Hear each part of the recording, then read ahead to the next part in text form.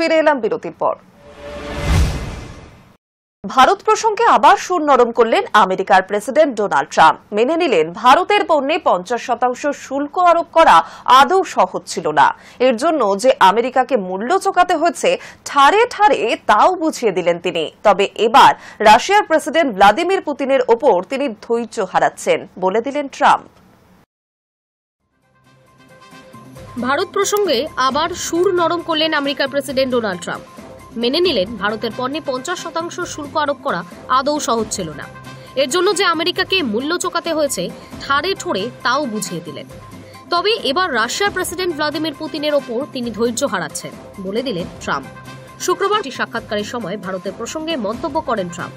ভারতের পণ্যে আমেরিকা 50% শুল্ক আরোপ করেছে। এর ফলে দুই দেশের বাণিজ্য বড়সড় ধাক্কা খেয়েছে।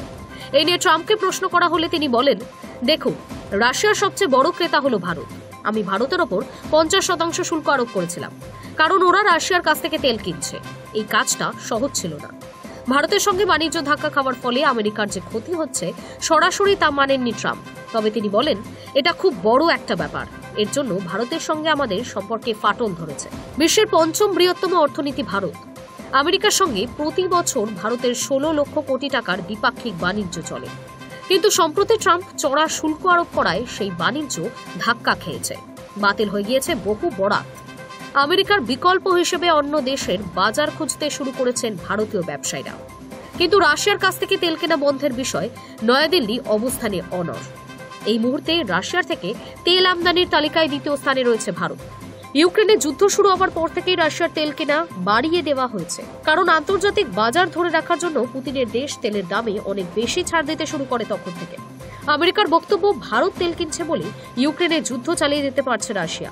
ভারতের তেল কেনার টাকা তাদের যুদ্ধে অর্থের যোগান দিচ্ছে। পরোক্ষে ইউক্রেনে যুদ্ধ এবং প্রাণহানির জন্য ভারতকে দায়ী করেছে ট্রাম্প প্রশাসনের অনেকেই। কিন্তু ভারত সেসব দাবি উড়িয়ে দিয়েছে। নয়াদিল্লি জানিয়েছে, আন্তর্জাতিক বাজার দর এবং জাতীয় স্বার্থের কথা মাথায় রেখে তারা বাণিজ্য নীতি স্থির করে। আমেরিকাও যে রাশিয়ার কাছ থেকে বেশ কিছু পণ্য কেনে তা মনে করিয়ে দেওয়া হয়েছে। পুতিনের ওপর ধৈর্য হারানোর কথা জানিয়ে সাক্ষাৎকারে ট্রাম্প বলেন, আমার ধৈর্যের সীমা ছাড়িয়ে যাচ্ছে, খুব দ্রুত সীমা ছাড়াচ্ছে। পুতিনের সঙ্গে বন্ধুত্বের কথা মেনে নিয়েও ট্রাম্প জানান, ইউক্রেনের যুদ্ধ বন্ধ না হওয়ায় তিনি হতাশ। এবার আরো কঠোর হতে হবে মেনে নিয়েছেন ট্রাম্প। একই সঙ্গে তিনি এই বিষয়ে ইউরোপীয় ইউনিয়নের নেতাদের পাশে চেয়েছেন। Hi News Network. জোরালো ভূমিকম্প রাশিয়ায়। 7.1 মাত্রার বিরাট এই ভূমিকম্পের উৎপত্তিস্থল রাশিয়ার পূর্বক্ষেত্র পেট্রোপালোভস্ক কামচাটকা পেনিনসুলা। ঘটনার পর জারি করা হয়েছে সুনামি সতর্কতা। এদিকে মার্কিন জিওলজিক্যাল সার্ভে জানিয়েছে ভূমিকম্পের মাত্রা ছিল 7.4।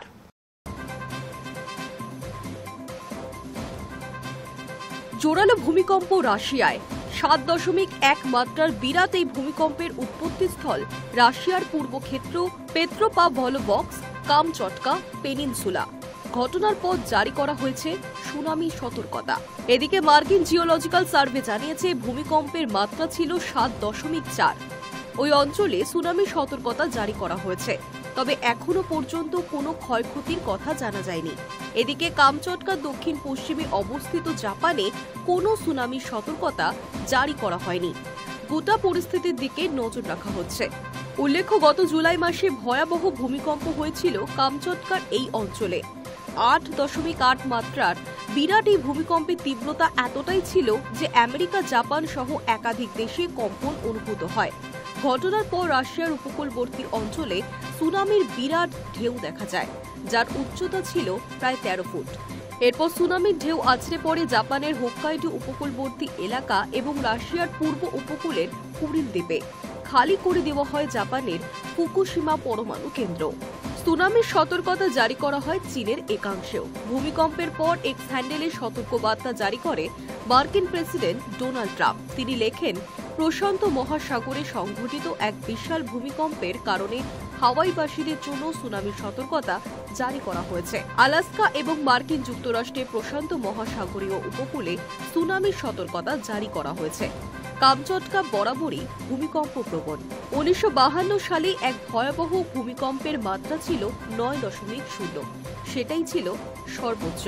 কয়েকদিন আগে ভূমিকম্পের প্রায় কাছাকাছি পৌঁছে গিয়েছিল। এবার ফের কাঁপল ওই একই এলাকা, ফলত ছড়ালো আতঙ্ক। Hi News Network. ইউক্রেনের ড্রোন হামলার নিশানা এবার রাশিয়ার উত্তর পশ্চিমাঞ্চলের লেনিনগ্রাদ অঞ্চলের বন্দর। বাল্টিক সাগরে উপকূলের প্রেমোক্সক রাশিয়ায় বৃহত্তম তেল বন্দর হিসেবে পরিচিত। সেখানে শুক্রবার ভোরে হামলা চালিয়েছে ভলোদিমির জেলেনস্কির বাহিনী। এই হামলাকে রুশ প্রেসিডেন্ট ভ্লাদিমির পুতিনের কাছে বড় ধাক্কা বলে মনে করা হচ্ছে। ইউক্রেনের ড্রোন হামলার নিশানা এবার রাশিয়ার উত্তর পশ্চিমাঞ্চলের লেনিনগ্রাদ অঞ্চলের বন্দর। বাল্টিক সাগরে উপকূলের প্রিমোর্স্ক রাশিয়ায় বৃহত্তম তেল বন্দর হিসেবে পরিচিত। সেখানে শুক্রবার ভোরে হামলা চালিয়েছে ভলোদিমির জেলেনস্কির বাহিনী। এই হামলাকে রুশ প্রেসিডেন্ট ভ্লাদিমির পুতিনের কাছে বড় ধাক্কা বলে মনে করা হচ্ছে।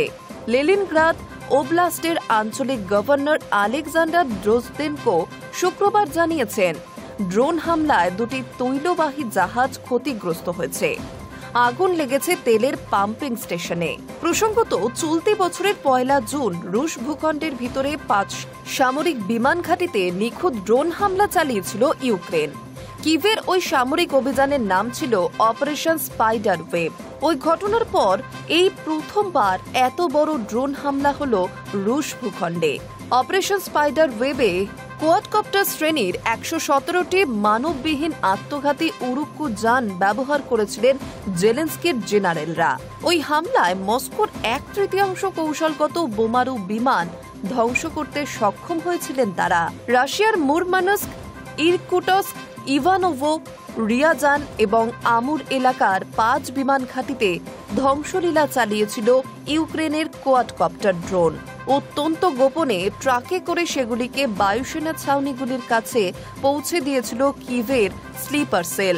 পরে প্রেসিডেন্ট জেলেনস্কি জানিয়েছিলেন, বোমারু ও নজরদারি মিলিয়ে অন্তত 40টি যুদ্ধবিমান ধ্বংস করেছে তার বাহিনী। ক্রেমলিনের বোমারু বিমান চিনতে সংশ্লিষ্ট ড্রোনগুলিতে কৃত্রিম মেধা বা এআই প্রযুক্তি ব্যবহার করা হয়েছিল। এবারও তেমন প্রযুক্তি ব্যবহার করা হয়েছে বলে পশ্চিমী সংবাদ মাধ্যমগুলির একাংশ জানাচ্ছে। কয়েক মাস আগে বাল্টিক সাগরের তীরবর্তী উস্ত লুগা কৃষ্ণ সাগরের নোভোরোস্কিস সহ কয়েকটি রুশ বন্দরকে নিশানা করেছিল ইউক্রেন, কিন্তু তা সফলভাবে প্রতিহত করে পুতিন সেনা। Hi News network.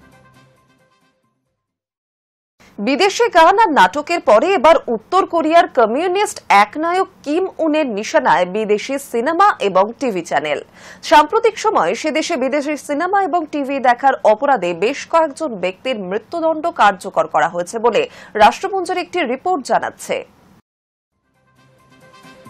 বিদেশি গান আর নাটকের পর এবার উত্তর কোরিয়ায় কমিউনিস্ট একনায়ক কিম উনের নিশানায় বিদেশি সিনেমা এবং টিভি চ্যানেল। সাম্প্রতিক সময়ে সে দেশে বিদেশি সিনেমা এবং টিভি দেখার অপরাধে বেশ কয়েকজন ব্যক্তির মৃত্যুদণ্ড কার্যকর করা হয়েছে বলে রাষ্ট্রপুঞ্জের একটি রিপোর্ট জানাচ্ছে। পশ্চিমী সংবাদ মাধ্যমগুলির একাংশ জানাচ্ছে, এক্ষেত্রে বিদেশি সিনেমা হিসেবে কিম সরকারের প্রধান নিশানা পড়শি শত্রু দেশ দক্ষিণ কোরিয়া।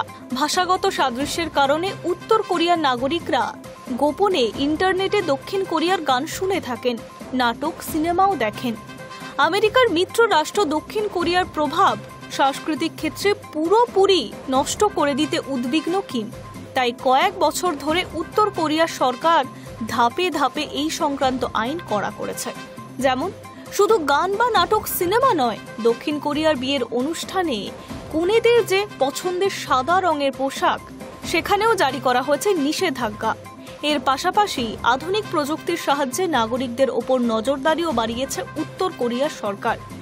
বিদেশি যোগাযোগ প্রমাণিত হলেই দেওয়া হয়েছে দীর্ঘমেয়াদী জেল বা কারাদণ্ডের সাজা। রাষ্ট্রপুঞ্জের মানবাধিকার বিষয়ক হাই কমিশনার ফলকার তুর্ক পরিস্থিতি নিয়ে উদ্বেগ প্রকাশ করে শুক্রবার বলেন, এমন অবস্থা চলতে থাকলে উত্তর কোরিয়ার নাগরিকেরা আগের চেয়ে আরও বেশি দুর্ভোগ, নিপীড়িত এবং আতঙ্কের শিকার হবেন। Hi News network.